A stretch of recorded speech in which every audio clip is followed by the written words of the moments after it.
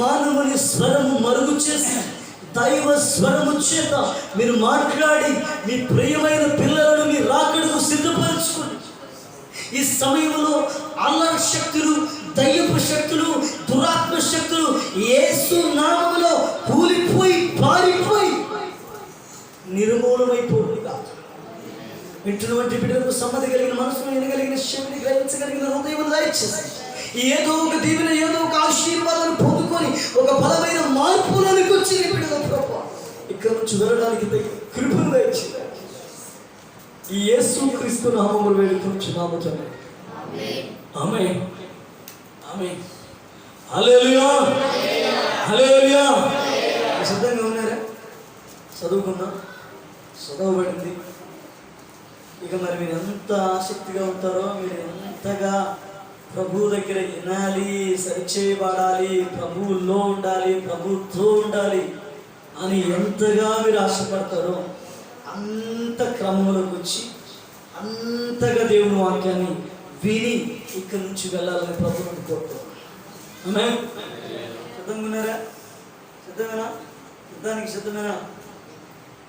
సిద్ధపడిన వారికి దేవుడు ఖచ్చితంగా విజయాన్ని ఇస్తాడు. పరలోకంలో దాచిపెట్టిన ధననిధులు ఇస్తాడు. ప్రభు మీ కొరకు నియమించినటువంటి నీతి కిరీటాన్ని ఇస్తాడు. నీతి కిరీటం కోసం ఇప్పుడు మన పరుగులు తీయాలి. అర్థమవుతుందా? అర్థమవుతుందా? దేవునికి స్తోత్రం, హల్లెలూయా. చూడండి, దేవుని వాక్యం నుంచి మరొకసారి ఆ మాట చదువు నాయనా. మీలో ఎవడైనను దేవుని కృపను పొందకుండా తప్పిపోవునేమో అని చేదైన ఏరు ఏదైనను మొలిచి కలవరపరచుట వలన అనేకులు అపవిత్రులైపోతున్నారు. దేవునికి స్తోత్రం. అనేకులు అపవిత్రులయ్యేలో అయి ఉన్నారట చాలా మంది. నేను మారు మనసు పొందాను, నేను దేవుణ్ణి నమ్ముకున్నాను, నేను దేవుళ్ళో ఉన్నాను, నేను బాప్తిస్మం పొందాను, నేను నెల నెల ప్రభురాత్రి యొక్క సంస్కారాన్ని బల్లలో నేను చేసి సంస్కరిస్తున్నానని చెప్పుకునే వారికి దేవుడు చెప్తున్న మాట ఏమిటంటే, అనేకులు రక్షించబడి పరిశుద్ధులుగా మార్చబడిన వారిలో ఇదిగో అపవిత్రులై భ్రష్టులైపోయారని, పోతారని అలాంటి యొక్క అవకాశం ఉన్నదని ప్రభు చెప్పు. ఇంతకు ఈ మనుషులు వినాలి, ఈ మనుషులు ఎందుకు అపవిత్రులైపోయారు మాట అర్థమవుతుందా? అర్థమవ్వాలి, చాలా జాగ్రత్తగా ఉన్నారు. ఈ మనుషులు ఎందుకు అపవిత్రులైపోతున్నారు, ఎందుకు అపవిత్రులైపోయారు, ఎందుకు భ్రష్టులైపోయారు, ఎందుకు వ్యభిచారులుగా మార్చబడ్డారు, ఎందుకు దేవుడు వ్యభిచారులుగా వారిని చేశాడు, భ్రష్టులుగా వారిని చేశాడు, ఎందుకు వారు అపవిత్రము చెందారు అనంటే, వారు మొదట కృపను పొందుకోలేదు. వారు కృపను పొందుకొని కూడా కృపలో నుండి తొలగిపోయారు. ఎక్కడి నుంచి తొలగిపోయారు వీళ్ళు? అందుకే యేసు గారు ఎప్పుడు ఏ పాట రాసినంట, కృప అనే పాట వస్తే ఆయన పాడతారు. నీ కృప నిత్యముండును, నీ కృప నిత్య జీవము. కృప ఏమిస్తుంది? నిత్య జీవం ఇస్తుంది. ఇంకా కృపలను తలంచుచు ఆయుష్కాలమంతా ప్రభుని కృతజ్ఞతతో స్తుతింతుం. ఆమేన్. కృపలను తలంచుచు అంటే దేవుడు అనుగ్రహించిన కృపను తలంచుచు, దేవుడు ఇచ్చిన కృపను తలంచుచు, దేవుడు చూపిన కృపను తలంచుచు ఏం చేస్తున్నాడట? ఈ కృప ఎక్కడ తీసుకెళ్ళిపోతుందని చెప్తున్నాడు? నిత్య జీవములోకి తీసుకెళ్తే. ఎక్కడికమ్మా? నిత్య జీవం. ఆ నిత్య జీవము ఒక మనుషునికి సంతోషము, ఆనందము కలిగిస్తుంది. ఈరోజు మనందరం ఎందుకు వచ్చి దేవుని మందిరంలో కూర్చున్నాం? దేవుని మందిరంలో కూర్చోవలసిన అవసరం ఏమి? యేసు ప్రభు మన దేవుడిని చెప్పుకోవాల్సిన అవసరం ఏమి? ఒకప్పుడు పూజలు, ఒకప్పుడు పురస్కారాలు, తీర్థల యాత్రలు, గుండూరు అయ్యి ఈ కొట్టించుకొని మనము చెప్పాలి ఇవే దేవుళ్ళని మొక్కుతూ ఉన్నవంటి మనము ఈరోజు వాటిని తిరస్కరించి, వాటిని పడవేసి, వాటిని త్రోసివేసి, వాటిని కూల్చివేసి, వాటిని మన యొద్ద నుండి తీసి పారవేసి, యాకోబు కూడా పారేసి, యాకోబు వాగ్దానము కలిగినటువంటి కుమారుడేగా, అంటే వాగ్దానము కలిగిన కుమారుడేగా, వాగ్దానము కలిగిన కుమారుడిలో కూడా, కుమారునితో కూడా, కుమారుని చేతిలో కూడా, కుమారుని ఇంటిలో కూడా, కుమారుని యొక్క గదిలో కూడా ఏమున్నాయి చెప్పమంటారా? చదివిస్తూ ఆదికాండం 35వ అధ్యాయం ఆదికాండం. త్వరగా మీరు త్వరగా తీసుకోవాలి. గబగబా ఎవరి వాళ్ళు చదవాలి, మరి పోటీ పడాలి. మీరు ఏంటో మరి వాళ్ళు చదువుతుంటే నేను చదువుతాను అట్లా కాదు. తీసుకో చదవచ్చు కదా మీరు చక్కగా. వెనుకున్నారు కూడా చదవాలి. 35 మొదటి నుంచి. దేవుడు యాకోబుతో, నీవు లేచి బేతేలుకు వెళ్ళిపో అక్కడ నిలిచి ఉన్న నీ సహోదరుని ఏశావు ఎదుట నుండి నీవు పారిపోయినప్పుడు నీవు కనబడిన దేవునికి అక్కడ బలిపీఠం కట్టించమని చెప్పగా, యాకోబు తన ఇంటి వారితో తన యొద్దకు నన్ను వారందరితోనూ మీ యొద్దనున్న అన్య దేవతలు బాబు సరిగ్గా ఎందుకు తొందరపడతావు? నీటికి నిదానంగా బాగా చక్కగా చదువు. యాకోబు తన ఇంటి వారితోనూ తన యొద్దనున్న వారితోనూ మీ యొద్దనున్న అన్య దేవతలను పారవేసి మిమ్ములను మీరు కుర్చీలపరుచుకొని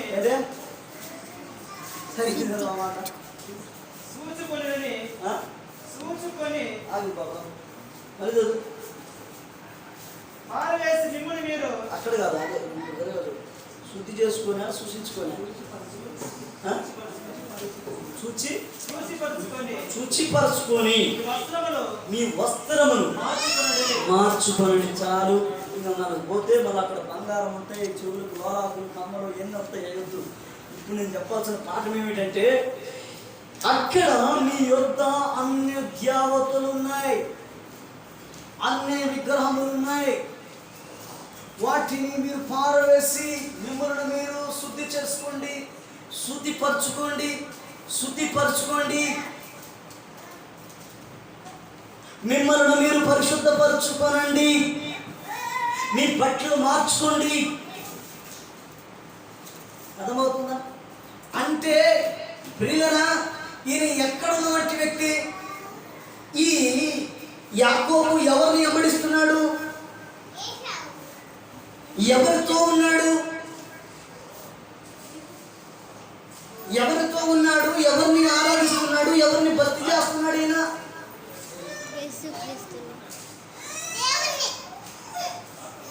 ఎవరిని అంటే నువ్వు నేను సేవించి ఆరాధిస్తున్న నజరేయుడైన యేసయ్యని ఆరాధిస్తున్నా. ఆమేన్. హల్లెలూయా. ఎవరిని ఆరాధిస్తున్నాడు? ఇది కూడా భూమిని ఆకాశాన్ని సృష్టించినటువంటి దేవునిని ఆరాధిస్తున్నాడు. జీవమగల దేవుణ్ణి ఆరాధిస్తున్నాడు. ఆకాశ సింహాసనాసీనుడకు దేవుణ్ణి ఆరాధిస్తున్నాడు. మరి ఆకాశమందున ఆసీనుడకు దేవుణ్ణి, సజీవుడైన దేవుణ్ణి, భూమిని ఆకాశాన్ని సృష్టించిన దేవుణ్ణి, జీవమగల దేవుణ్ణి, పరిశుద్ధుడైన దేవుణ్ణి, నీతిమంతుడైన దేవుణ్ణి, నిత్య దేవుణ్ణి, సత్య దేవుణ్ణి, నిరంతర స్తోత్రార్హుడైన దేవుణ్ణి ఆరాధిస్తున్నటువంటి ఈ వ్యక్తి దగ్గర ఇవెందుకున్నట్టు? ఏమిటి ఇవి? విగ్రహములు. నీ యొద్ద యొద్దనున్నటువంటి ఆ కోరికలు, నీ మనసులో ఉన్న ఆ కోరికలు, నీ మనసులో నిన్ను నిన్ను నిన్ను కలవరపెడుతూ, నిన్ను ఆశ పెట్టి నిన్ను అపవిత్రపరుస్తున్న కోరికలు, నీవు దేవుని దగ్గరికి కొంచెమే ఎడమైంది, నువ్వు ఆ 2 అడుగులు వేయగలిగితే దేవుని చేరుకుండే వేళ ఇంకా దేవుని కలుసుకుంటా. వింటున్నారా? ఇంకొంచెమే ప్రభుని ఆశీర్వదించడానికి సమయం, ఇంక కొంచెమే నీ బతుకుల పరిస్థితులు దేవుడు కనుమరుగు చేయడానికి ఇంక కొంచెమే సమయం, నీ ప్రతి బాష్ప బిందువు తుడవడానికి ఇంక కొంచెమే ఎడము. ఆ కొంచెము ఎడములో ఆ కొద్దిగా 4 అడుగులు వేస్తే ప్రభువుని చేరుకుంటాం. ఈ సమయంలో చాలా మంది అపవిత్రులైపోతున్నారు. చాలా మంది వారి హృదయంలో అపవిత్రపరచుకుంటున్నారు. వారి హృదయంలో అపవిత్రత కలిగించాలి. తద్వారా దేవుని యొద్ద నుండి దిగివచ్చి ఆశీర్వాదాలు పొందలేకపోతున్నారు. ఆమేన్. సంగమా, ఈ రోజు నువ్వు నేర్చుకోవాల్సిన పాఠం ఏంటో తెలుసా? అపవిత్రత కలిగించడానికి దుష్టుడు మానవుని యొక్క మనోనేత్రాలకు పుట్టితనము కలిగిస్తాడట. కొరింథీయులకు రాసినటువంటి పత్రికలో చెప్పబడతాం, మానవుని యొక్క దృష్టిని దేవుని యొద్ద నుండి మరలిస్తాడట. దేవుని యొద్ద నుండంత వరకు, దేవుని చూసేంత వరకు, దేవునితో నడిచినంత వరకు, దేవుని మాట విన్నంత వరకు, దేవునిలో ఉన్నంత వరకు నీవు పరిశుద్ధుడు, పవిత్రుడు. హల్లెలూయా. చప్పట్లు కొడతావా? హల్లెలూయా.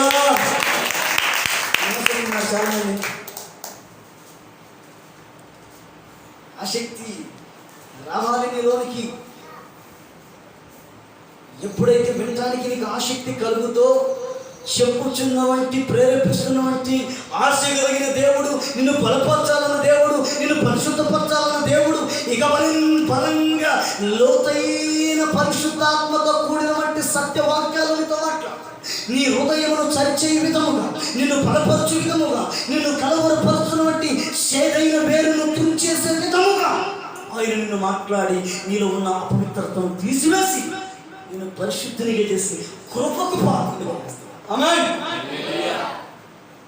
ప్రియులారా, ఈ కోరికలు, ఈ విగ్రహ సంబంధమైన కోరికలు,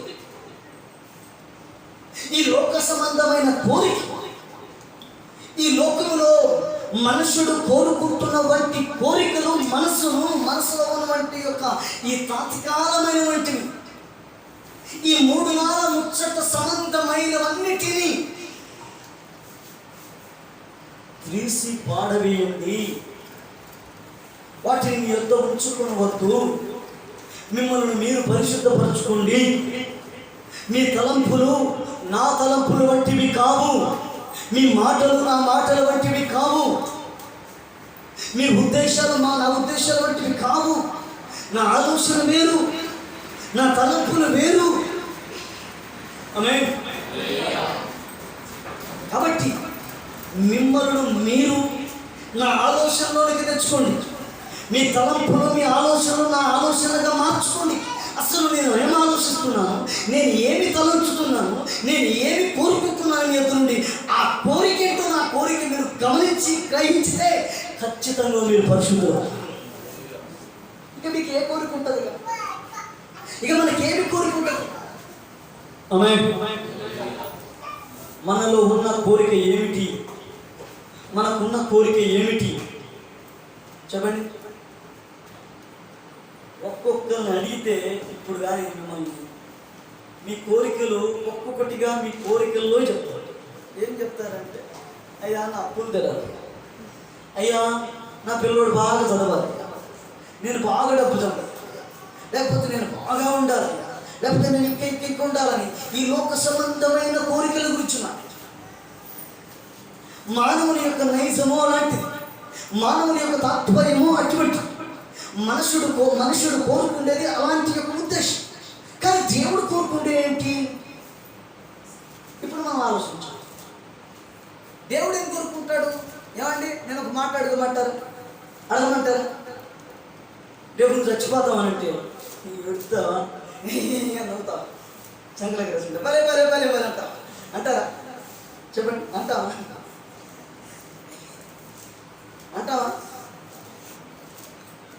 భలే భలే నేను చచ్చిపోతాను అందరూ ప్రాణం చేస్తాం. చెప్తాం పాస్ట్ గారికి చెప్పండి, లేకపోతే ఇంకొకరు అంటావా? అంతే అనేది మరి అట్టే అనేది. కానీ ప్రభువు కోరుకుంటున్నట్టు మాట ఒకటి చెప్తాను, అది నా విషయం. ప్రభు ఏం కోరుకుంటున్నట్టు నిత్యము ఆయనతో ఉండాలి. కొత్త వచ్చం పట్టు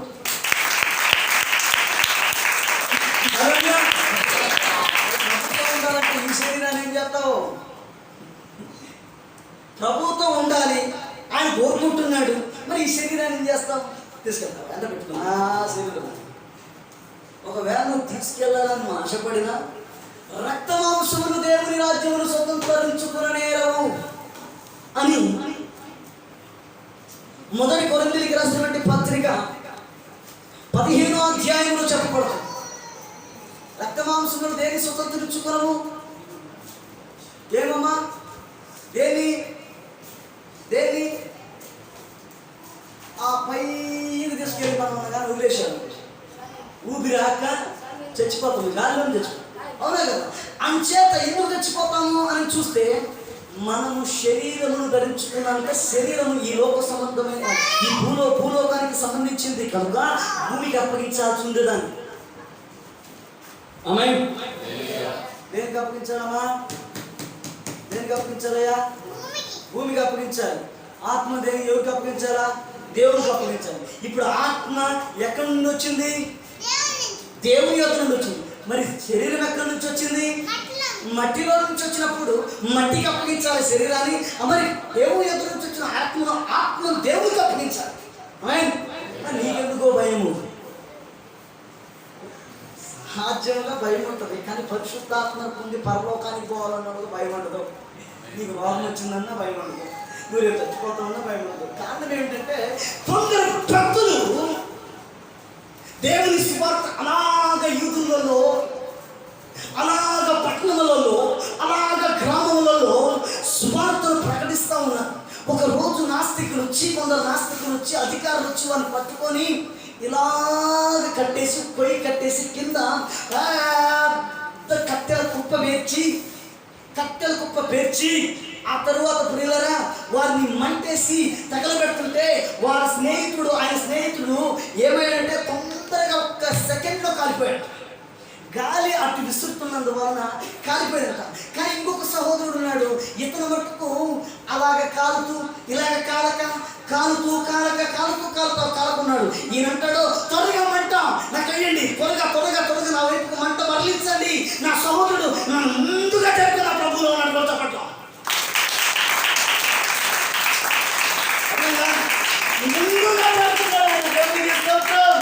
ముందుగా వెళ్ళిపోయాడానికి. ఎక్కడికి వెళ్ళిపోయాడు? ఇప్పుడు ఆయనతో బహుమతులు పొందుకొని ఇప్పుడు ఆయనతో హ్యాపీగా సంతోషంగా ఉన్నాడు. నేను ఎప్పుడు పోవాలా? కానీ అంటున్నాడు. వాళ్ళు బతుకులాడుకుంటున్నాడు. అయ్యా తొందరగా మంటేయండి, నేను చచ్చిపోవట్లేదు, నేను పోవట్లేదు పరలోకానికి. దేవుని స్తోత్రం, హల్లెలూయా. నా మాట అర్థమవుతుందా? మనమైతేను నీకు నువ్వు ఉండగల, నువ్వు బాను, నీ పిల్లలు బాను, నీకు నచ్చిన కలగా, అవునే కదా? సాధ్యముగా ఎవరన్నా కొట్టానికి వస్తే అలాగంటారా అంటారా? మనం అంటే మనం కాదు.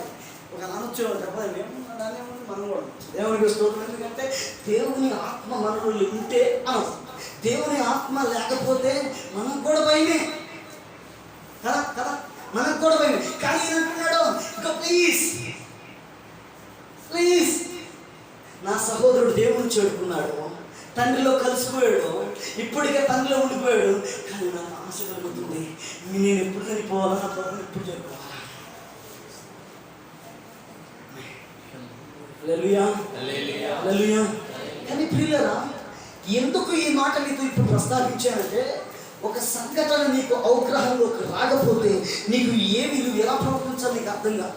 కొన్ని కష్టాలు వస్తాయి మన మీదకి, కొన్ని శ్రమలు వస్తాయి, కొన్ని బాధలు వస్తాయి, కొన్ని ఇబ్బందులు వస్తాయి, కొన్ని ఇరుకులు వస్తాయి, కొన్ని అవమానాలు వస్తాయి, కొన్ని నిందులు వస్తాయి. వీటన్నిటిని జయించాలంటే మొదట నీకు దేవుని ఉన్నత లోకము గురించి తెలుసుకున్నాను. మన దేవుని యొక్క మహిమను నీకు తెలుసుకున్నాను. నువ్వు కోరుకుంటున్నావు ఈ లోకంలో ఉండాలని, దేవుడు కోరుకుంటున్నాడు ఆయనతో ఉండాలి. ఇప్పుడు ఎవరికి గెలుస్తుందంటావు? నీది గెలుస్తుందా, మనది గెలుస్తుందా, ఆయనది గెలుస్తుందా? ఎందుకని? నీవు ధరించుకున్నటువంటి శరీరము నీది కాదు, నువ్వు చూస్తున్నటువంటి ఈ లోకము నీది కాదు. అది శాశ్వతమైనది కాదు, అశాశ్వతం. ఇది మధ్యమైనది, ఇది దృశ్యమైనది. ఇది మధ్యమైనది, దృశ్యమైనది. కనుక ఇది నీది కానప్పుడు, ఇది నీది కానప్పుడు నీది నీది నీది నీది నీది నీది నీది అర్థమైందా? ఈ భూమి నాది, ఇది నా పేరు రాయాలి, ఇది నా పట్ట, అర్థమవుతుందా? ఈ ఇల్లు నాది, ఇది నాది నాది నాదని చెప్పుకుంటున్నాం కదా ఈరోజు మనము. ఇది మనది కాదని బైబిల్ చెప్తుంది. కొట్టవో చెప్పట్టు.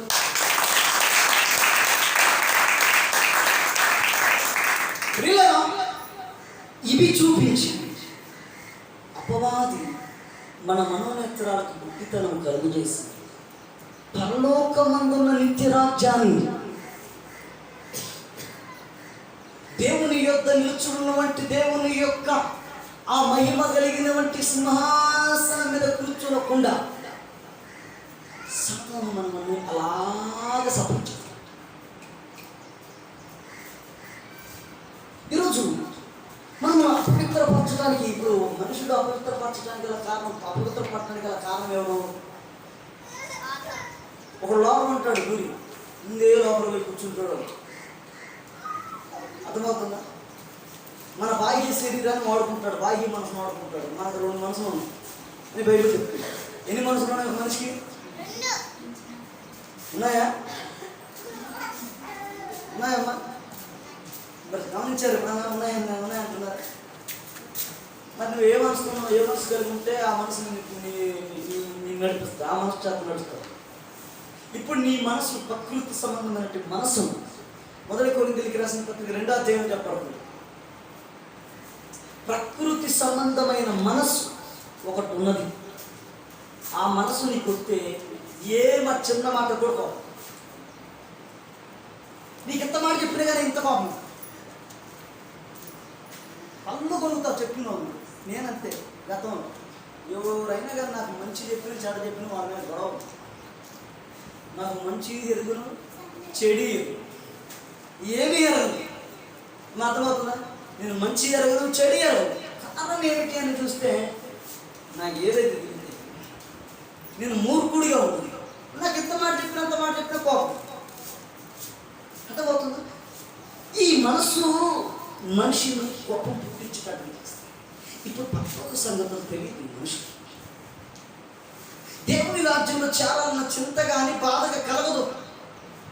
దేవుని రాజ్యం కోసం బాధపడుతూ దేవుని రాజ్యం కోసం అతను తాను నలగొట్టుకోడు, కోరికలు నలుచుకోడు, కోరికలు చంపుకోడు.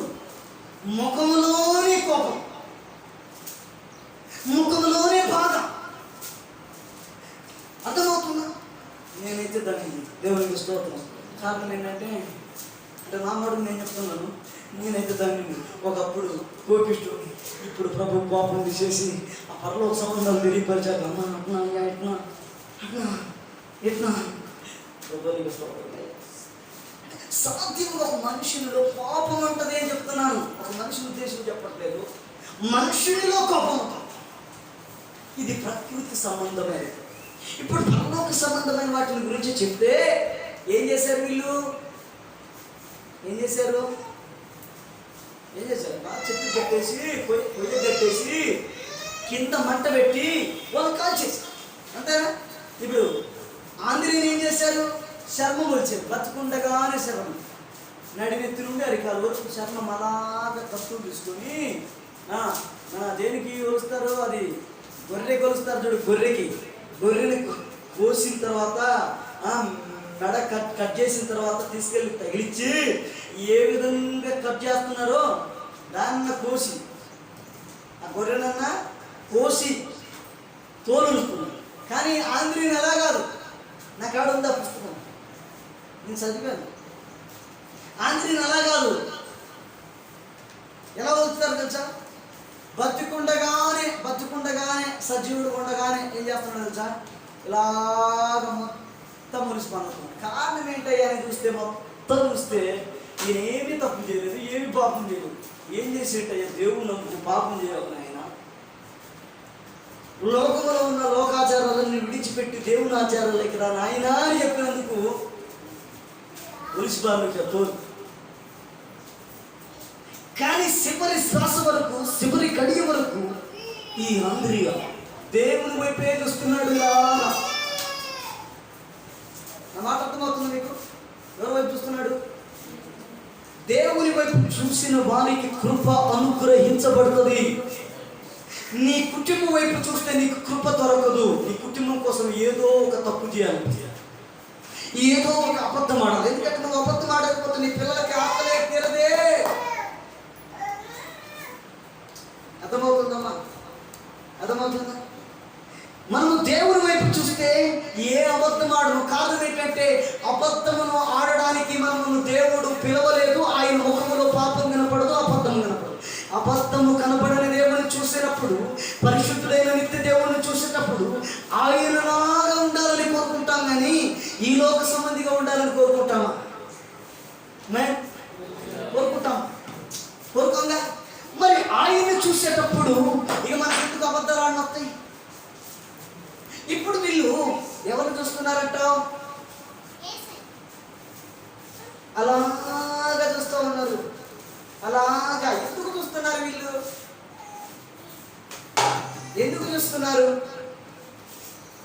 నేను ఇక్కడే ఉన్నాను, చాలా వాక్యం చెప్పాలనుకుంటున్నాను, కానీ నేను ఇక్కడే ఉన్నాను.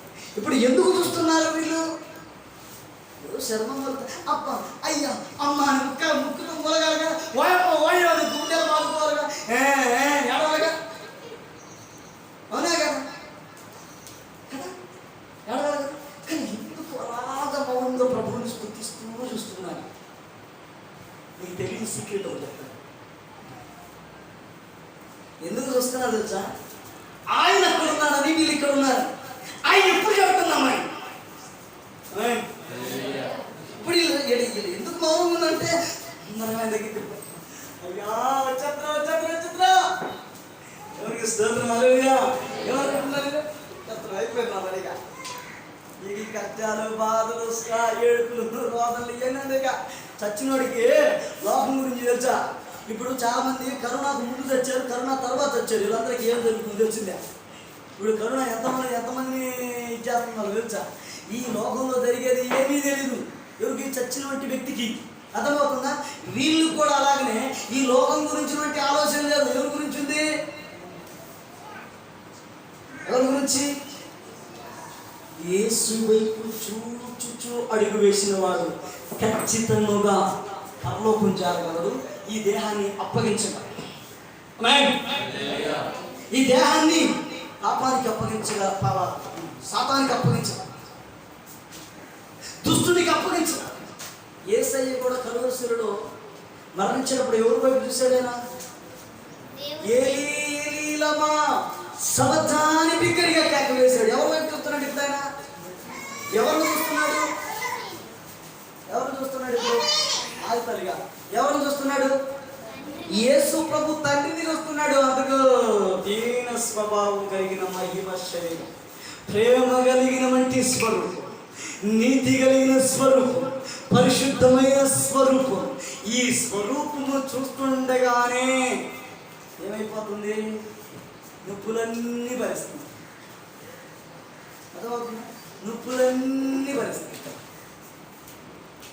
నొప్పులన్నిటినీ ఈరోజు శక్తివంతమైన శక్తి కలిగిన దేవుని వైపు చూసేవారిగా ఉన్నప్పుడే కృపకు పాత్రుడు. మనకిచ్చిన కృపను మనం పోగొట్టు.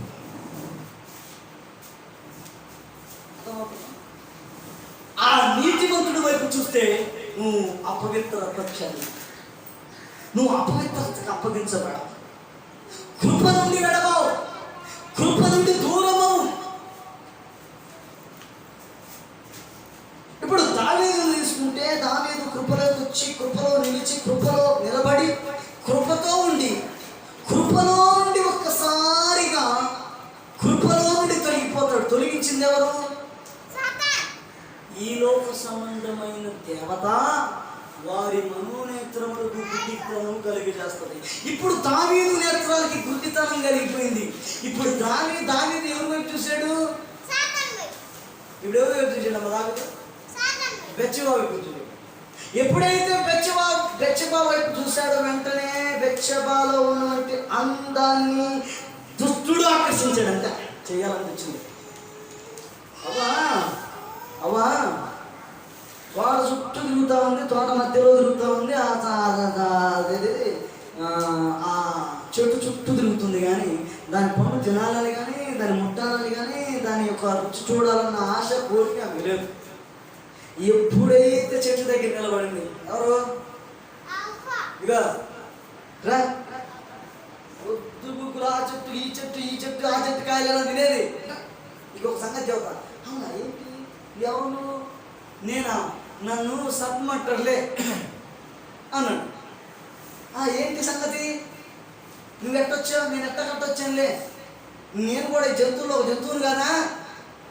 అయితే ఏంది మరి ఇప్పుడు? చెప్పు. ఇగో దేవుడు ఏం చెప్పాడు ఈ చెట్టు గురించి? నువ్వు ఎన్ని రోజు ఈ చెట్టు పొలాలన్నీ, చుట్టుపక్కల తోట చెట్టు పొలాలన్నీ తింటాం చూస్తున్నాను, కానీ నువ్వు ఈ చెట్టు దగ్గరికి వచ్చాక ఎందుకంటే దాన్ని చూడవు, దాన్ని ముట్టవు, దాన్ని రుచి చూడవు, దాన్ని తినవు. నాకు ఇదే బాధ కలిగిందప్ప నువ్వు చూస్తే. ఏంటా ఇదే బాధ కలిగింది నిన్ను చూస్తే? నా బాధ అంతా ఇదే. ఏమిటి నీ బాధ? ఈ చెట్టు పొలం ఎందుకు తినవు? అదే ఆ విషయం, అదే ఆ సంగతి.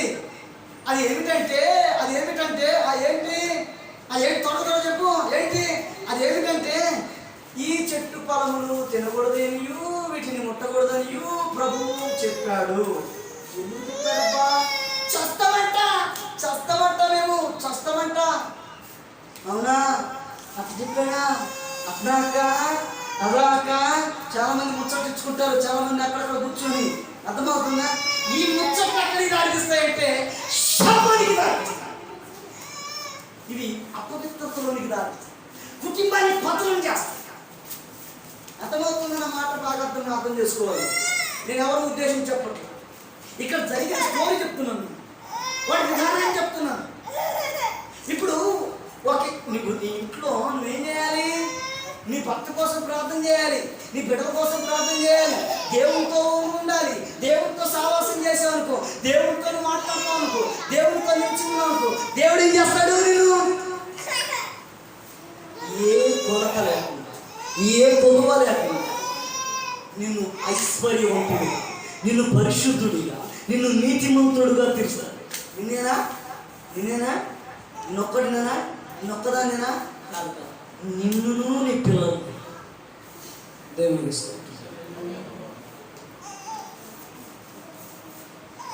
దేవునికి ఇస్తాడు. హల్లెలూయా.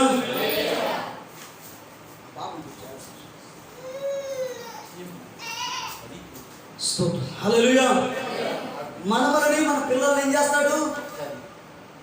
ఆశీర్వాదం చేస్తాడు. ఎట్లా?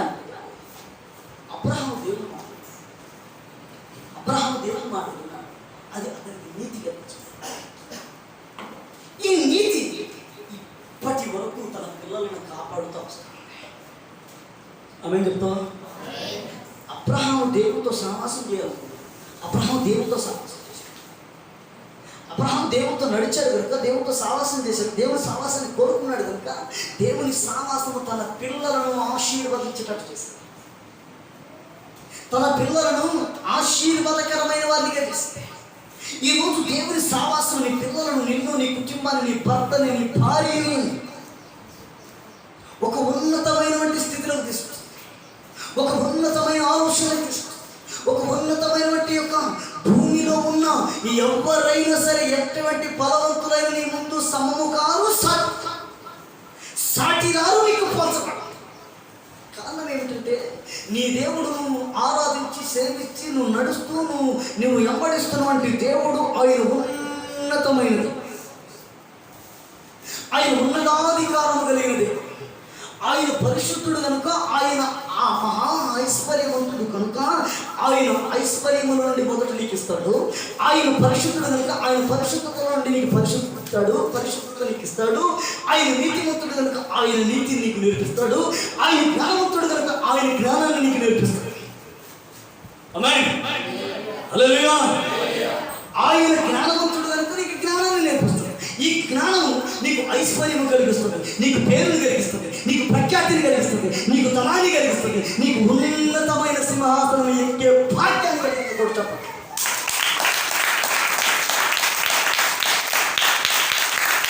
హల్లెలూయా, హల్లెలూయా. కాబట్టి ప్రియులారా, ఈరోజు కృప నుండి తొలగిపోయిన వారు అనేకులు కలరు. కృప నుండి తొలగించాడు సాతాను. ఎలాగా? ఇది నిజమా? ఇది ఈ పండు తినవద్దని దేవుడు చెప్పినా, అర్థమవుతుందా? చెప్పినా వద్దు, మీరు తినచ్చు, ఇది తింటే దేవుడు చెప్పింది అబద్ధం, మీకు సొంత అబద్ధం. అక్కడ దేవుడు ఎవడన్నాక, ఇక్కడ దేవుడు ఎవడున్నాడు? దేవుడికి ఈ బాధలు ఎందుకు అక్క, మనకి కష్టాలు ఎందుకు అక్క, నీ ఇంట్లో ఎందుకు ఈ విధంగా నువ్వు ఎంత మంచిదాన్ని తెలుసు అసలు, నువ్వు ఎంత మంచిదాన్ని తెలుసా, నువ్వు ఎంత మంచిదాన్ని తెలుసా, చాలా మంచిదాన్ని, నువ్వు నిజంగా మంచిదాన్ని, నువ్వు చాలా మంచిదాన్ని, కానీ నీకు ఎందుకు అక్క అప్పులు? నువ్వు దేవుడిని అడగట్లేదా? ఉపవాసం అండి అడగట్లేదా? మరి అప్పు తీరట్లేదండి అక్క, నీ భర్త ఎందుకు మారట్లేదు అక్క? నువ్వు దేవుడు నమ్ముకోలేదా? ఉపవాసాలు ఎన్నిసార్లు కన్నీరు గారు, ఇన్నిసార్లు కన్నీరు గారు, నీ భర్త ఎందుకు మారట్లేదు? అర్థమవుతుందా అక్క? నీకెందుకు అక్క ఈ దరిద్రత? సాతాను నీలో ఉండి మాట్లాడతాడు. నీకు అర్థం కాకపోతే పక్కన ఉన్న తోడు చేస్తాడు, వాడు దోతాడు.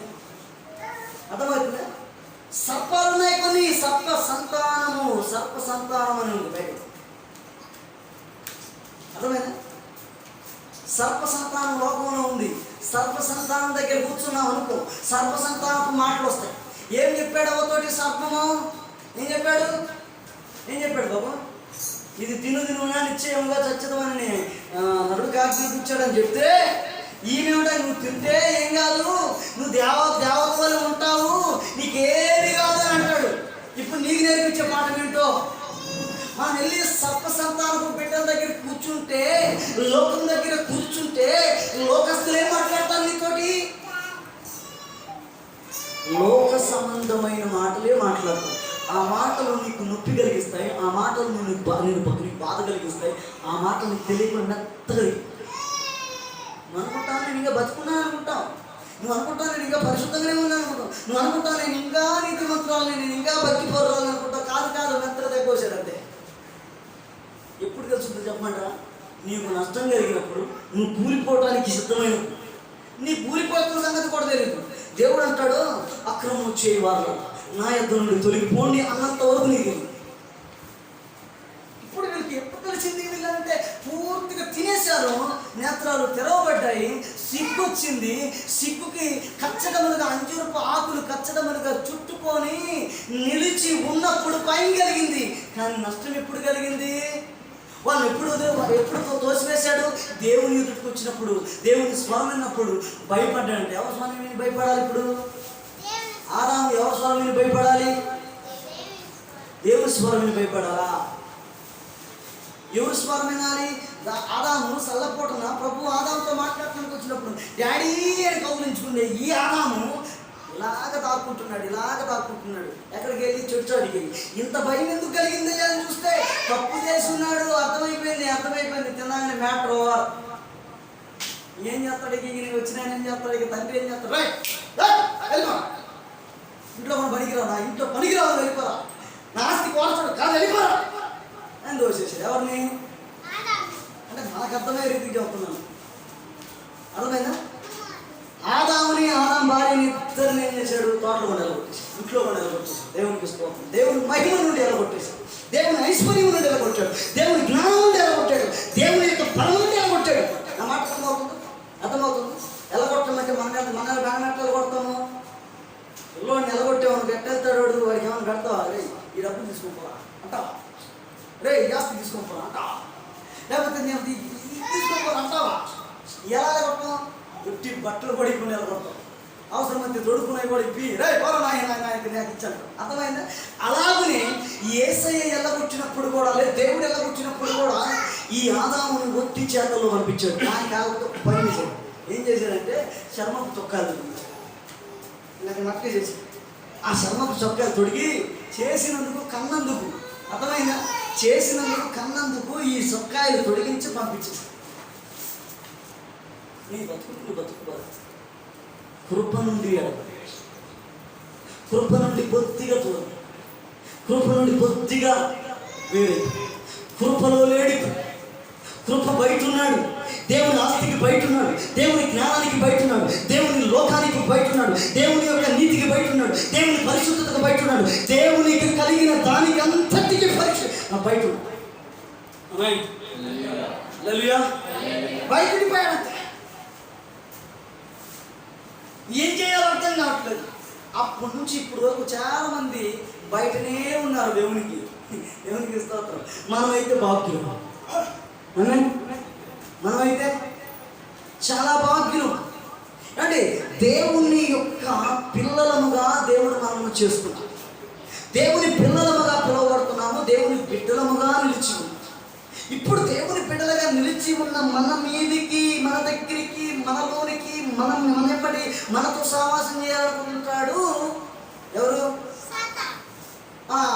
నీతోనే తలనిప్పటికి ఎవరితో తలనిప్పుడు. కారణం ఏంటంటే నువ్వు కృప కింద నిలబడ్డావు. కృప నీకు నీతి కిరీటం ధరించబోతుంది. కృప శాశ్వత రాజ్యం ఇవ్వబోతుంది. కృప సింహాసనం ఇవ్వబోతుంది. కృప నిన్ను నిలబెట్టబోతుంది. ఈ కృప నుండి నిన్ను దూరం చేస్తే నువ్వు ఒట్టిదాన్ని, నువ్వు శక్తిదాని దాన్ని అయిపోతావు. ఆనాటి నుండి, ఆది కాలం నుండి ఈనాటి వరకు సాతాను యొక్క పన్నాగమని ఈరోజు నువ్వు గుర్తు చేసుకోవాలి. అసలు ఎందుకు వాడిని అంతగా ఓడిస్తున్నాడు అంటే నీకున్న శరీరమే పెద్ద లోపం. దేవునికి స్తోత్రం. ఏమి లోపము? నీకున్న శరీరమే పెద్ద లోపం.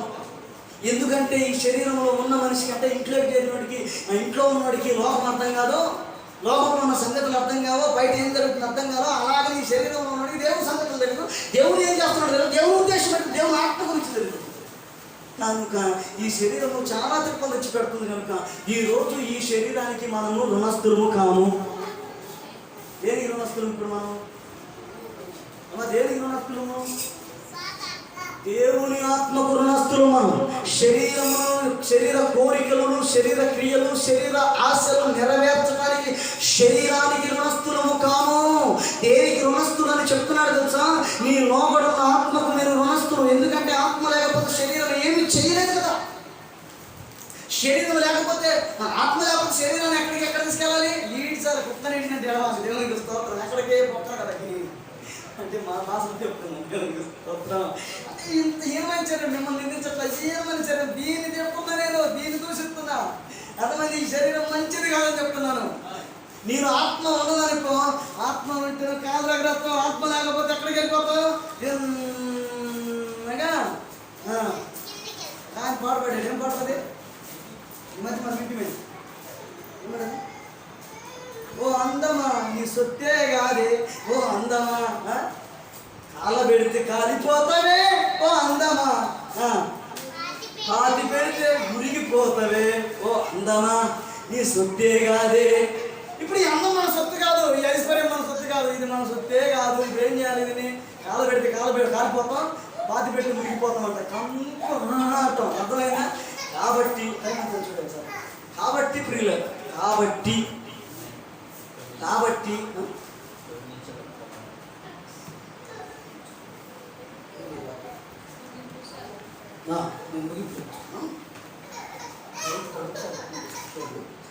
దేవుని యొక్క సన్నిధిలో ప్రభు బిడ్డలు ఈ శరీరం చూడదు. ఇది కుళ్ళిపోయే శరీరము. మీ ఆడ తెలుసు కాబట్టి ఆశలు చంపుకోలేము బిడ్డలారా, చంపుకోలేము మనము. అర్థమవుతుందా? మనం చంపుకోవాలంటాడు దేవుడు. శరీర కోరికలను చంపివేయండి, వాటిని పాతి పెట్టండి.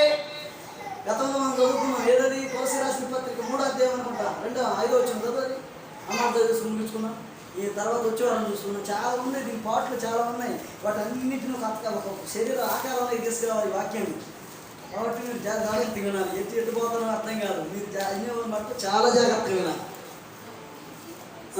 ఇంతసేపు ఆయన పేపర్ కూడెత్తున్నాను అయ్యా ఆయన చదువు వలసి 3:5. కావున భూమి మీద ఉన్న చూడండి, భూమి మీద ఉన్న అవయవములను అనగా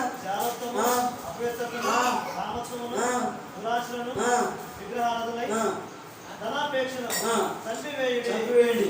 వాటి వల్ల దేవుని ఉగ్రత అవిధేయుల మీదకి వచ్చును. అయితే గలతీ రాసిన పత్రిక 5వ అధ్యాయము 16 వచ్చిన చదువు. 5:16 ముగిస్తాను. నేను చెప్పుకున్నాను ఆత్మానుసారముగా నడుచుకున్న వారు ఆత్మానుసారముగా నడుచుకున్నది అప్పుడు మీ శరీర ఇచ్చలను నెరవేర్చరు. శరీరమును ఆత్మకును శరీరమును విరోధమును ఆపేక్షిస్తున్నాయి. దేవునికి స్తోత్రం. హల్లెలూయా. శరీర కార్యములు స్పష్టమైనవి. అవేమిటనగా అక్కడ చూడాలంట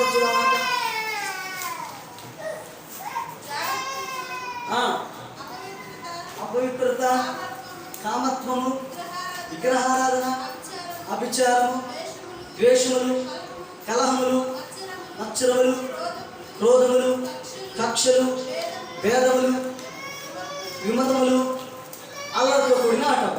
దేవునికి స్తోత్రం. ఇక ఆత్మపరమైన ప్రేమ సమాధానంతో ఇవ్వను. అర్థమవుతుందా? ఇప్పుడు వీటిని చంపివేయాలి మనం. ఇప్పుడు శరీర కార్యములు ఏవనగా ఆత్మ శరీరము ఆత్మకును విరోధముగా పోరాడుతున్నాయి, ఫైట్ చేస్తున్నాయి. ఎవరిలో నీ మీద గోరు రాట్లా, నిన్నెవరు కొట్టట్లా, చప్పగా జానా లేకపోతే కత్తిసుకున్నా కొట్టట్లా. అర్థమవుతుందా? ఎవరినేం చేయట్లా. కాకపోతే విషయం ఏంటంటే ఇక్కడ నీ శరీరంలో ఉన్న ఆత్మకు శరీరముకు ఫైట్ జరుగుతుంది. ఫైట్ నీ తెలుసా? నువ్వు దేనికి లొంగిపోతావు? ఆత్మగా శరీరానికి. ఆత్మకు లొంగిపోయేవాడు మృతి చెబుతాడు, శరీరానికి లొంగిపోయేవాడు నరకాన్ని పోతాడంటాడు. అర్థమైంది? నువ్వు శరీరానికి లొంగాలనుకుంటున్నావా, ఆత్మకు లొంగాలనుకుంటున్నావా? దేవునికి కూడా అవయవాలు ఉన్నాయి. వాటిని రేపు చెప్పాలనుకున్నాను ఈరోజు. ఇప్పుడు ఈ ఒక్కరావు ఇక్కడ మెరక తిరిగాము. అబ్రహాం తిరిగినట్టు తిరిగాము. కానాన్ దేశం మొత్తం తిరిగాడు అబ్రహాం. అట్లా తిరిగాము ఇక్కడ. దేవునికి స్తోత్రం కలుగుతుంది. హల్లెలూయా. ఇప్పుడు ప్రియులారా, ఇప్పుడు మనం దేనికి చంపివేయాలి? ఇప్పుడు దేనికి రుణస్థులు? మనం రోమాపత్రికలో చెప్తున్నాం, మీరు శరీరములకు రుణస్థులు కారు. శరీర కోరికలు నెరవేర్చడానికి శరీరానికి రుణస్థులు కావు.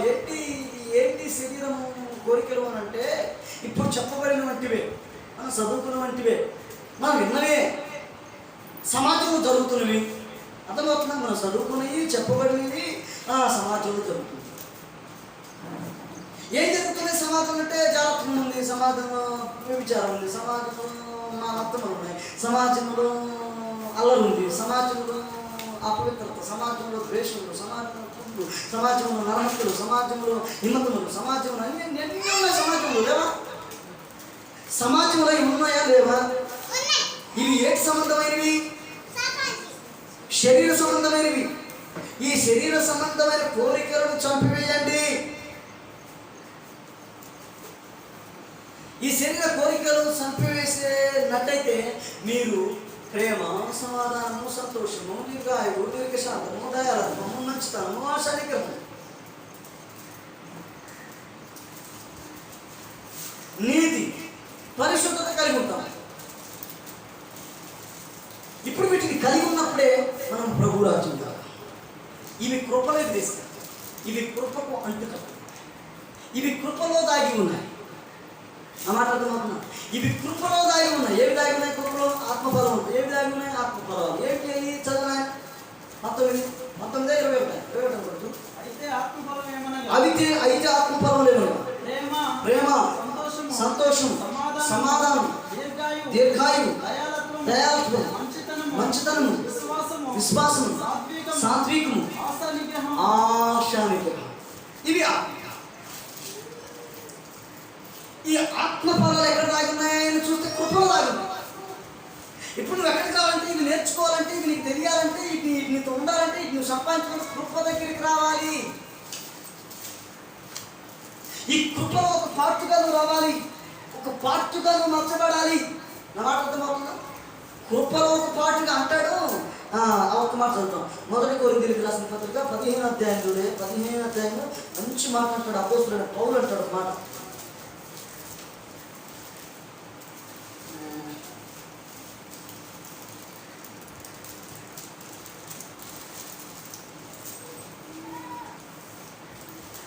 చదువు 15:10.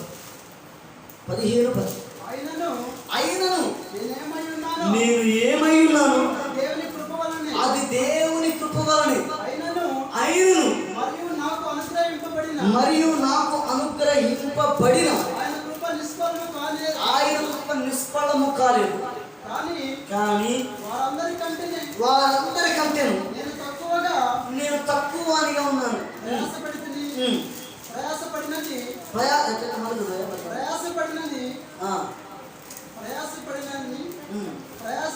నేను కాను, నాకు తోడైన దేవుని కృపయే. ఇప్పుడు అందరికంటే నేను చిన్నోడిని. ఎవరంటున్నారు ఈ మాట? అపోస్తలుడైన పౌలు అంటున్నాడు, నేను అందరికంటే చిన్నోడిని. అమ్మ నా మాట చిన్నోడు. అందరికంటే, ఎవరికంటే? అందరికంటే సమాజం, దేశంలో ఉన్నందుకంటే కాదు. అపోస్తలులందరికంటే నేను చాలా చిన్నవాడిని. అప్పటిలో వారందరికీ ప్రభు ప్రత్యక్షమయ్యాడు. అప్పుడే పుట్టిన నాకు కూడా ఆయన ప్రత్యక్షమయ్యాడు. అందుకే నేను కృపకు అంటే నేను కూడా అపోస్తలుడిగా మారాను. ఇంకొక చోట మరొక అధ్యాయంలో ప్రియుల ఈ కృపకు నేనేమై ఉన్నానో ఆయన కృప ఉన్నాను. ఇప్పుడు నువ్వేమై ఉన్నావో నువ్వు తెలుసు. నీకే నువ్వు ఏమై ఉన్నావో నీకే తెలియదు. ఈయన ఏమై ఉన్నాడో చెప్తున్నాడు. నేను ఏమై ఉన్నానో ఆయన కృప ఉన్నాను. ఆ కృప, దేవుని కృప నన్ను నడిపించింది ఇంతవరకు. ఎక్కడి వరకు నడిపించింది దేవుని కృప? ఎక్కడి వరకు నడిపించింది? వినిపిస్తాను ఈ మాట, నాకు లేట్ అయింది. ఎక్కడ వరకు నడిపించింది? ఇంకా మీకు ఎవరికైనా చెప్పండి. అపోస్తలుడైన పౌలుని ఎక్కడి వరకు కృప నడిపించింది? రైట్. దేవుడు ఇంకొంచెం రావాలి. ఇంకా నేను చెప్పమంటా, ఎక్కడి వరకు నడిపించిందంటే నీతి కిరీటం దగ్గర నడిపించింది. నా విశ్వాసం కాపాడు, నా విశ్వాసం కాపాడుకుంటే నా పరుగు తొలగింది. ఇక నా వరకు ఏముంది ఇప్పుడు? శుద్ధమై నీతి కిరీటం. ఎక్కడి వరకు నడిపించింది కృప? ఈ కృప నీతి కిరీటం దాకా నడిపించింది. అసలు ఈ కృప ఎవరు? ఈ కృప ఏంటో రాత్రి చెప్పుకోండి. అర్థమైనా? కృప అంటే ఏంటి చెప్పుకున్నాను. నేను కూర్చేది కాదు, చాలా పెద్ద సబ్జెక్ట్ ఉంది. ఖచ్చితంగా దీన్నే చెప్తాను. ఈ కృప నీతి కిరీటం దగ్గర నడిపించింది. ఈ కృపలో నిలిచి ఉండాలి. ఒక మనుషుడు ఎక్కడ నిలిచి ఉండాలి? కృపలో నిలిచిన రోజు నీకు నీతి కిరీటం దొరుకుతుంది. కిరీటం లేకుండా రాజసింహాసనం ఎక్కాలన్నా, రాజ్యంలో చేరాలన్నా చేరాలి. రాజవస్త్రాలు వేసుకోకపోతే నువ్వు రాజ్యంలో ఉండలేవు.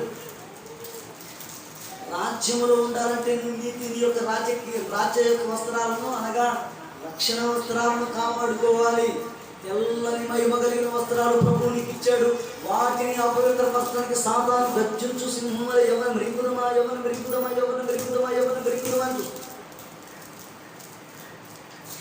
అపవిత్రం చేద్దామా, ఎవరిని అపవిత్రపాలు చేద్దామా, ఎవరిని దేవుడు యాషాబు ఉన్నాడు కదా, ఆయన గురించే మనకు రాలేదు. అసలు యాషాబు దేని చేత మోసపోయాడు? మీరు చెప్పడమ్మా, ఏం చేయాలి? ఇదేం చేయాలమ్మా? తిండి కోసం మోసపోయాడు. నా మాట అర్థమవుతున్నా? ఆప్టికల్ స్వల్పమైన మాట, అసలు రోజు తిండి కోసం, పిడికెడ అన్నం కోసము కిరీటాన్ని పోగొట్టుకున్నాడు. వాడు ఎంత దుర్మార్గుడో చూడండి సాతాను. వాడు ఎంత యుక్తిగా ప్రవర్తిస్తాడో చూడండి. వాడికి ఎంత తెలివితేటలు ఉన్నాయో చూడండి. వాడు ఎట్టయినా కొట్టగలడు, ఏ విధంగా అయినా కొడతాడు. వాడు పుట్టిన దెబ్బ నీకు తెలీదు, అసలు రక్తంగాత్మ సంగతి కూడా తెలియదు. ఎస్, రక్తంగా సంగతి కూడా తెలియదు మనకి. ప్రాణం పోయేటప్పుడు నా ప్రాణం పోతుందేమో అనుకుంటాం అంతే. అంత మత్తుగా మత్తి తీసి చేస్తాడు నీకు అంతే. వాడు వీడిని గమనించను అనుకుంటావా? నువ్వు అనుకుంటావు లోపల ఏం కాదులే ఏం కాదులే ఏం కాదులే అని బుజ్జగిస్తాడు నేను. వాడు బుజ్జగించే మాటలు తప్ప ఇంకేం చెప్పండి. ఇప్పుడు సాతాను నిన్ను వాడగొట్టాలంటే ఎట్ట కొడతాడు? నాతో చెప్పండి, నిన్ను ఎట్ట వాడగొడతాడో ఒక్క మాట చెప్పేస్తాను. ఇక 2 నిమిషాలు మాట్లాడి నేను ఎట్ట వాడగొడతాడు? వాడు నీ మీదకి బల్లెం తీసుకొని వస్తాడా? తీసుకొని వస్తాడా? కత్తి తీసుకొని వస్తాడా? బుల్లెట్ తీసుకొని వస్తాడా? అదే ఏమంటారు?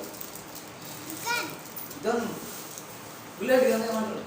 గన్ తీసుకొని వస్తాడా? ఇంకా లేకపోతే ఏదో పెద్ద పెనుబాం వేస్తాడు నీ మీద. మరి ఎట్టొస్తాడు అసలు? వాడికి ఒక ఆలోచన ఉంది, నేను ఎలా పడగొడతాడు వాడికి తెలుసు. వాడికి నిన్ను పడగట్టే చూసేది సూచన తెలియకుండా చూసినా చూసి అది తెలియకుండా సూచన తెలియకుండా నేను పడగొట్టాడు. వాడికి నీ వాడికి సూచన అన్నీ తెలుసు, సూచన అంతా తెలుసు. నిన్ను ఎలా పడగొట్టాలి, నేను ఎలా పొంగదీయాలి, నిన్ను ఎలా వాడికి తెలుసు. కానీ నీకు తెలియదు వాడు ఎప్పుడు పడగొట్టాలి. అందుకే చాలా మంది కృపకు దూరం అయిపోతున్నారు, అపవిత్రులు అయిపోతున్నారు. చేదైన ఏదైనా మీలో మరవకుండా మాట్లాడుతున్నా. చేదైన ఏదైనా మీలో మరవకుండా ఒక్కసారి ఎత్తుతాడు అంతే. అలా వదిలేస్తాడు. ఎక్కడి నుంచి నీ హృదయంలోకి వెళ్తుందో కూడా నీకు తెలియదు అంతే. ఏదో పోయి వస్తాడు. నువ్వు అనుకుంటా, అప్ప నేను ఎన్నకూడదు అనుకున్నాను, అప్ప నేను చేయకూడదు అనుకున్నాను, నేను చూడకూడదు అనుకున్నాను. ఇవన్నీ ఇంకా పనికిరావు. వెళ్తే దేవుడిన తర్వాత ఇంకా మాట చెప్పమంటారా? అంటే ఈ ప్రకృతి ఉండదు, కానీ దైవ సంబంధంగా చెప్తున్నాను. మాట ప్రకృతి ఉండదు. ఇప్పుడు గర్భం వచ్చిన తర్వాత బిడ్డలు కాకుండా మాత్రానికి నేను కుదరదు అంతే. అలాగనే సాతాను బీజం పడిన తర్వాత ఇక మరణించక తప్పదు మనము అని వాక్యం చెప్తుంది. ఎలాగా? దురాశ గర్భం ధరించి పాపం నెలగా పాపం పర్వతమై మరణాన్ని అంటుంది. ఇది పాఠం. వాడు ఎలా వస్తాడో తెలియదు, ఎలా నీకు దురాశ రేపుతాడో కూడా తెలియదు. కానీ మొత్తానికి వాడు దురాశలో పడిపోతున్నాడు. ఆ దురాశ చిన్నగా పెరుగుతుంది. పాపం ఎక్కడ పెరుగుద్ది? స్త్రీకి గర్భంలో బిడ్డ పెరిగినట్లుగా మనకి ఎక్కడ బిడ్డ పెరుగుతాడో సాధారణ బిడ్డ మనస్సులో పెరుగుతాడు. అర్థమవుతుంది అన్నమాట? మనస్సులో పెరుగుతాడు. నీ మనస్సంతా హృదయం అంతా కల్మషమతో నిండు. నీ హృదయంలో ఎత్తామంతే. బైబిల్ ఉంది, దానికి కూడా బైబిల్లో మాట తప్ప ఏది మాట్లాడను. నా సొంత మాట ఎక్కడ కూడా ఎప్పుడు కూడా నేను మాట్లాడలేదు. ఒకవేళ మాట్లాడినేమో నాకు తెలియదు. సాధ్యమైనంత వరకు నా జ్ఞాపక శక్తి ఉన్నంత వరకు నేను ఎక్కడ మాట్లాడలేదు. హృదయంలో ఎత్తుతాడు వాడు ఇత్తినటువంటి ఇత్తనం పేరు గురుగు గింజ. అర్థమైందా? గురుగు గింజ. ఈ గురుగు గింజ ఎప్పుడైతే ఎత్తుతాడో కథం నీ పని అయిపోయింది. అంటే దీన్ని ఏమన్నట్టు షేదైన వంటి వేరు. షేదైన వేరు. ఈ వేరు నీలోకి ఎప్పుడైతే వస్తుందో, ఈ ఏరు ఎప్పుడైతే నీలోకి వచ్చుతో, అప్పుడు నీలో ఉన్న పరిశుద్ధతకి అంత కల్మషం అయిపోతుంది. మంచినీరులో కొంచెం మట్టి తెట్టవుతుంది, తీపి నీరులో కొంచెము ఉప్పు నీరు వేస్తే ఏ విధంగా టేస్ట్ మారుతో, అలాగే మనలో మన హృదయంలో ఉన్న పరిశుద్ధత అంతా కూడా ఒక్కసారికి సాతాను అలాగే అయిపోయినట్టుగా మనం మనకి ఇంక కృపకు దూరం అయిపోవాల్సింది. ఎవరిలాగా? యాషవు దేనికి పోయిపోయాడు? ఆస్తి అంతా పోయా, ఒడుగుంచుకున్నాడు ఆస్తి. ఎవడు మోసం చేశాడు? ఎవరు ఏం చేశారు? కొట్టారా? ఎవరన్నా చంపారా? చంపడానికి వచ్చారా? ఎవరేం చేశారు? ఎవరేం చేయాలి? ఆకలి, వాడు ఆకలి మంటతో వాడే మన జీవితాన్ని పోవచ్చు. ఆ పరలోక రాజ్యానికి పునాదులు కలిగిన పట్టణానికి ఇతని యొక్క సంతానపు బిడ్డలు దేవునికి జ్యేష్ఠులుగా అవ్వాల్సినట్టు అబ్రహాము యొక్క వాగ్దానపు యొక్క మాట, వాగ్దానము యాషావు సంతానంలో నెరవేర్చాల్సింది. ఇప్పుడు యాకోబు సంతానంలో నెరవేరుతుంది. సృష్టికర్త అయిన యేసు యాషావు సంతానంలో పుట్టాల్సింది. ఇప్పుడు యాకోబు సంతానంలో పుట్టింది. అర్థమవుతుంది? దేని చేత పోగొట్టుకున్నాడు? ఇప్పుడు ఓన్లీ కూరగాయ ఏమంటే చిక్కుడు కూరగాయ అంటే ఎర్రగా మనం నాకు పెట్టమన్నాడు. మరి ఏం చేసుకున్నాడు? ఎర్రగా పెట్టుకొని ఉన్నది బాబు. ఇంత అన్నమే కడుపుకి ఎంత తింటామండి. ఏదో ప్రాణం పోతున్నలాగా